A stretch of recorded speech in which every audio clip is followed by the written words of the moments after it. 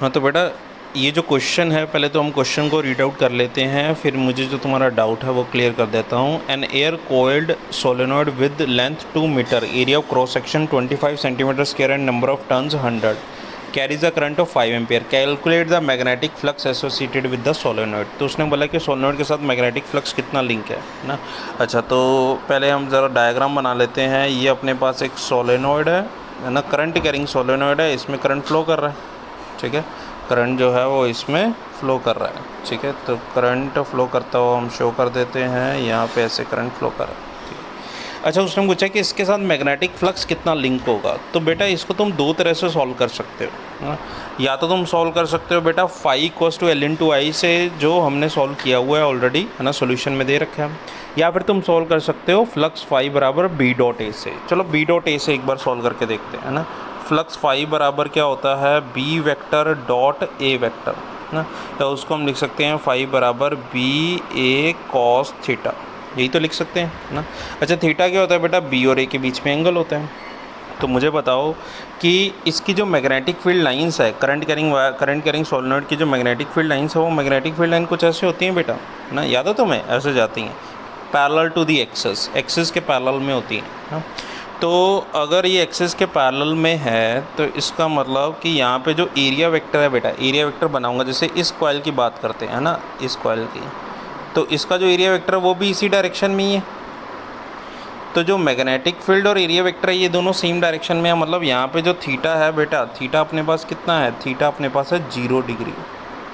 ठीक है, तो मैं लिख सकता हूँ फाई इक्वल्स टू B।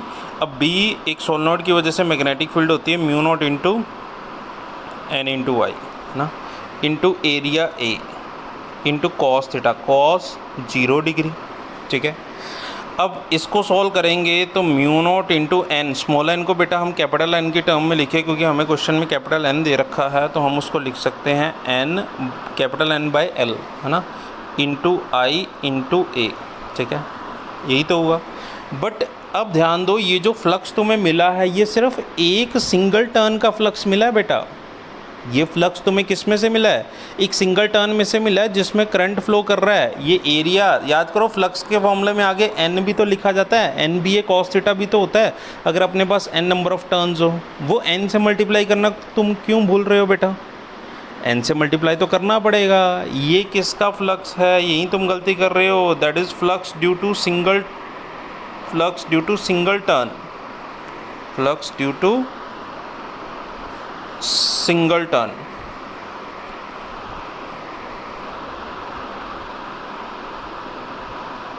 और अगर मुझे पूरे सोलेनॉइड में से फ्लक्स चाहिए तो मैं इसको किससे मल्टीप्लाई कर दूं बेटा, मैं इसको मल्टीप्लाई कर देता हूं N से